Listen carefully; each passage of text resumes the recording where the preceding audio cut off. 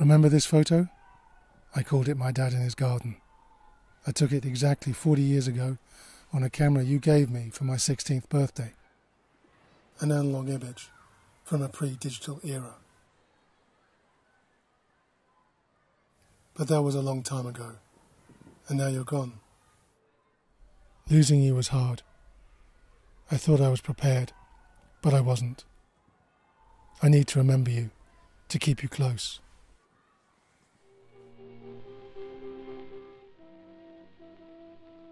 In Mexico, death is part of everyday life.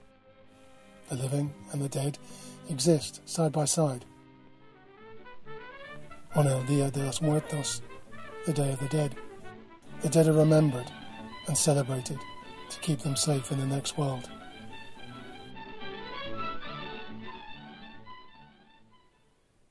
But wherever you are, it's never easy to lose a loved one. Your father was killed in a street fight when you were still a boy, but your aunt took you in and loved you like one of her own, and life went on. Acapulco, the world's paradise of fun. You grew up in Acapulco, what was the Pearl of the Pacific. In the 1950s, it was a glamorous tourist resort, popular with the Hollywood jet set. During the day, you would fish. And at night, the world was your oyster.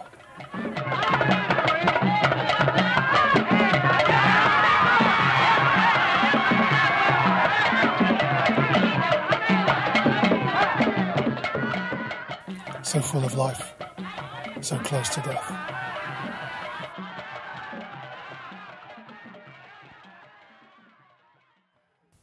You arrived in this cold land with our mother in 1961 and never went back. This time, it was worse than ever before. Again, 200 main roads. I think if we were honest with ourselves, that we'd admit it would be a bit of a shock if we were told that our sister or daughter was going to marry a coloured man. The glitter, the excitement. It's what you'd see if you were riding through London by tour bus. Now this is more typical of London, where the London people live. Swiss Cottage in Greater London's northwest. Virtually all white. And Swiss Cottage is where we lived.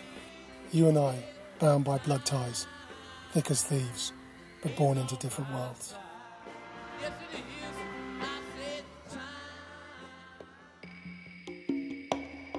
In 1980, you moved into your new place in North London.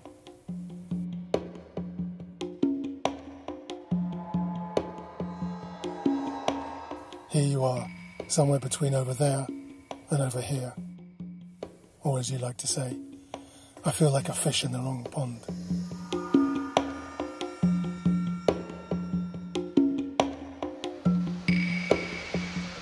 One day you make an unexpected discovery. Your fourth son. And then the last of the clan. As far as we know.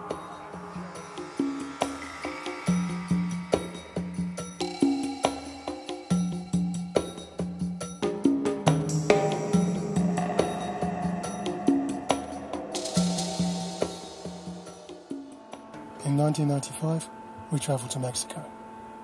It's so beautiful. You could see actually the bottom of the sea, and you can see the fish, and you can see all the life under the sea. It's just amazing.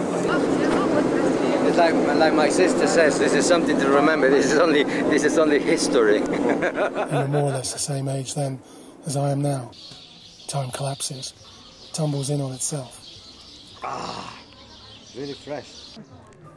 We show up unannounced at your aunt's place in Acapulco. And she greets you like you've never been away. I became to accept my mother, you know, and in fact forgive her and the way she treated us. I must have been about 14 when I came to live with my father, and then he was killed, you know, which is another story in itself. But the fact remains that it's Petra who actually brought me up. One of the most influential people in my life is her. I know that when my aunt dies, a chunk of me will go with it. But with time, I will recover because she will live with me forever.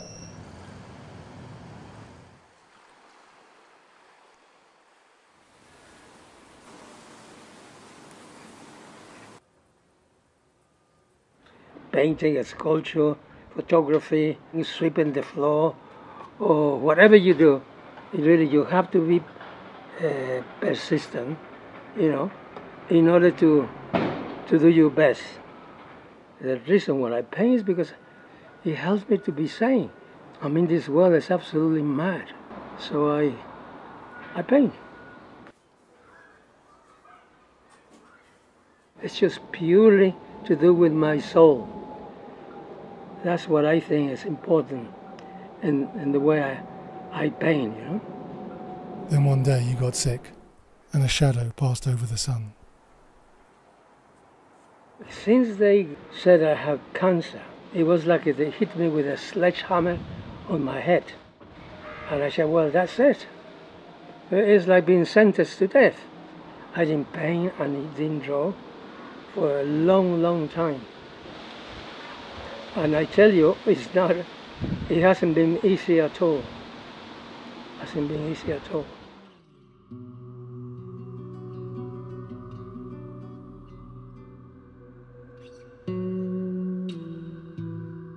But I don't think I'm doing too badly.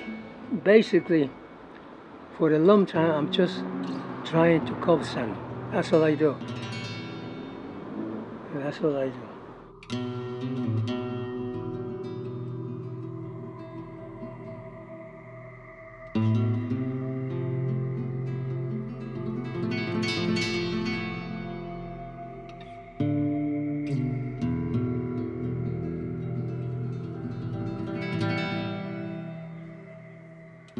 I mean, for my life, it's always been like a, how do you say, jumping, like a cricket. I never know what's going to happen next. It's like when I was fishing, I never know what I was going to catch. The only thing I knew that I will catch something. And I did. I always had faith that I will catch some fish. And I have caught more of my share. More of my share. I was convinced you could just keep going, but our luck was running out. A few months before, we celebrated your 80th birthday. It was great, but when you cut the cake, there were tears. Why were you sad, Papa? Did you know somehow that this would be the last time we would all celebrate together? Sitting there that afternoon, neither of us could know that only a few days later, you'd die peacefully in your sleep.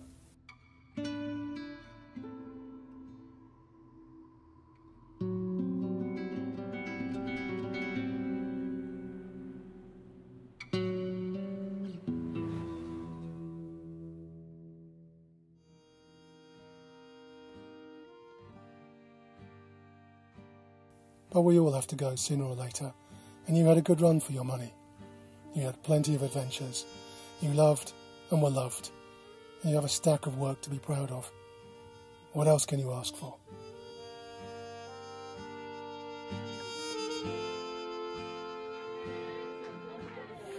And you always had the moves, right up until the very end.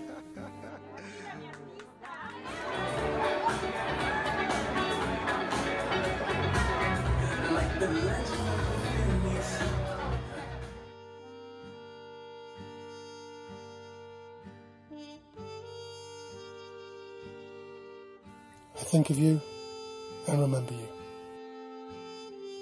and keep you close to keep you safe. I'll see you on the other side.